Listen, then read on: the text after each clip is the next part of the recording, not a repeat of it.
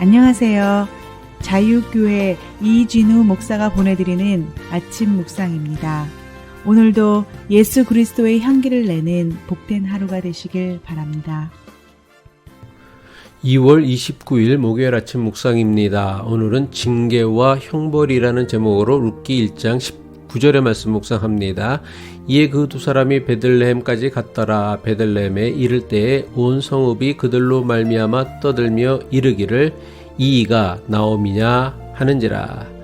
마침내 나오미와 그를 끝까지 붙잡고 따라온 며느리 룻 두 사람이 모압 땅을 떠나 베들레헴에 도착하였습니다. 나오미가 베들레헴에 돌아오자 온 성읍이 그녀가 돌아왔다는 소문으로 들썩거렸습니다.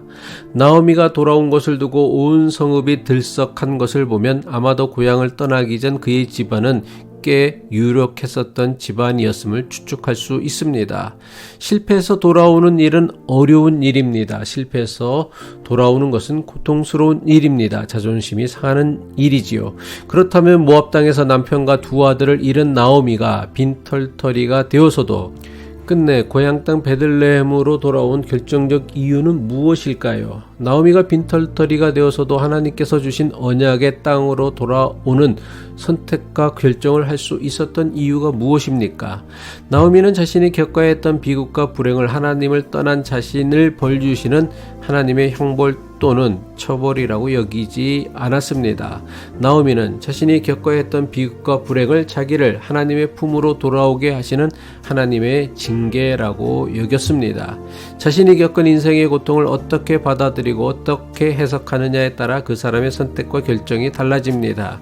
자신이 겪는 인생의 역경이나 시련을 하나님이 내리는 형벌이라고 여기는 사람은 하나님을 피해 도망하려고만 합니다. 엘리멜렉은 유다 땅 베들레헴에 닥친 흉년을 하나님이 내리시는 형벌로 여겼습니다. 그래서 하나님을 피해 모압 땅으로 도망친 것입니다. 하지만 나오미는 자신이 겪어야 하는 비극 가운데서도 끝까지 하나님의 사랑과 자비와 용서를 믿었습니다. 그래서 자신이 겪는 비극적인 고통 가운데서도 하나님의 형벌이 아니라 자신을 깨닫게 하시는 하나님의 징계라 여긴 것입니다. 엘리멜렉과 나오미의 경우처럼 자신이 겪는 고통이나 고난을 하나님의 형벌로 여기느냐 아니면 하나님의 징계로 여기느냐에 따라 그 사람의 선택과 결정이 달라집니다. 얼핏 징계와 형벌은 그게 그것처럼 여겨질 수 있습니다. 하지만 성경은 하나님의 징계와 형벌을 분명하게 구분하여 사용하고 있습니다. 잠언 3장 12절의 말씀이죠. 대저 여호와께서 그 사랑하시는 자를 징계하시기를 마치 아비가 그 기뻐하는 아들을 징계함 같이 하시느니라. 여기서 징계는 죄의 대가로 치루어야 하는 벌이 아닙니다. 징계는 벌이 목적이 아니라 깨닫게 하기 위함이요 잘못된 것을 고치기 위함입니다. 자녀를 사랑하는 부모가 자녀를 꾸중하고 벌 주는 것은 벌이나 꾸중 그 자체가 목적이 아닙니다. 사랑하는 자녀가 제대로 된 삶을 살게 하려고 자녀가 잘못될 때마다 부모가 자녀를 꾸중하거나 벌을 주는 것입니다. 이것을 징계라고 합니다. 하지만 형벌은 징계와 전혀 다른 차원의 문제입니다. 형벌은 잘못에 대한 대가를 치르게 하는 벌입니다. 한마디로 형벌은 죄에 대한 대가를 묻는 것입니다. 그래서 여기에는 사랑도 자비도 용서도 없습니다.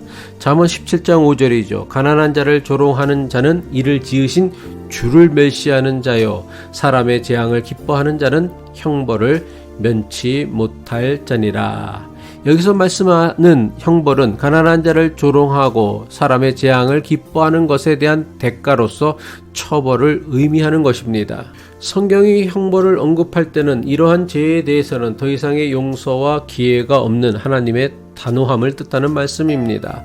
우리가 살면서 당하는 고난이나 시련이 항상 우리를 성숙하게 하는 것이 아닙니다. 비슷한 고난이 어떤 사람에게는 그 인생을 좌절하게 하고 망하게 하지만 또 어떤 사람에게는 그 고난이 유익함이 되어 그 사람의 신앙과 인격을 성숙시키기도 합니다.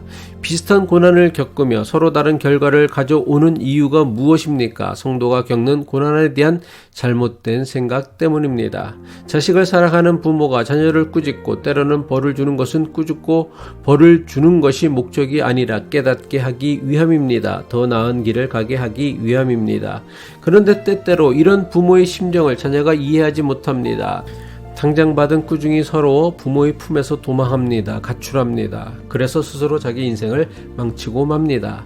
마찬가지로 사람들이 신앙의 여정을 걸어가다가 겪게 되는 고난이나 실패 또는 위기를 극복하지 못하는 이유가 바로 여기에 있습니다. 하나님을 오해하기 때문입니다. 하나님의 징계를 징계로 이해하지 못하고 형벌로 처벌로 이해하기 때문입니다. 그래서 고난을 피하려고만 합니다. 도망치려고만 합니다. 나오미의 가정의 위기는 약속의 땅에 닥친 위기를 직면하지 않으려 했기 때문에 생겨난 위기였습니다. 하지만 이것이 끝이 아니었습니다. 사람의 잘못된 선택과 결정에도 하나님은 나오미를 포기하지 않으십니다. 비록 나오미가 빈털터리가 된 몸이지만 다시 하나님이 약속하신 땅으로 되돌아오도록 깨닫게 하시고 간섭하셨습니다. 하나님의 사랑 앞에 너무 늦은 인생은 하나도 없습니다. 늦었다고 생각하는 그때라도 하나님께로 돌아오면 실패한 인생도 다시금 회복시켜 주시는 사랑의 하나님이십니다. 기도하겠습니다. 치유와 회복의 하나님 아버지, 비록 우리의 욕심으로 하나님을 떠나는 잘못된 선택과 결정을 했다고 하더라도 우리가 주님께 다시 돌아오시길 끝까지 참고 인내하시는 사랑의 하나님이심을 깨닫게 하옵소서. 오늘도 주님의 사랑에 힘입어 우리의 잘못된 선택과 결정을 고쳐가는 복된 삶을 살기를 바라며 예수 그리스도의 이름으로 기도합니다.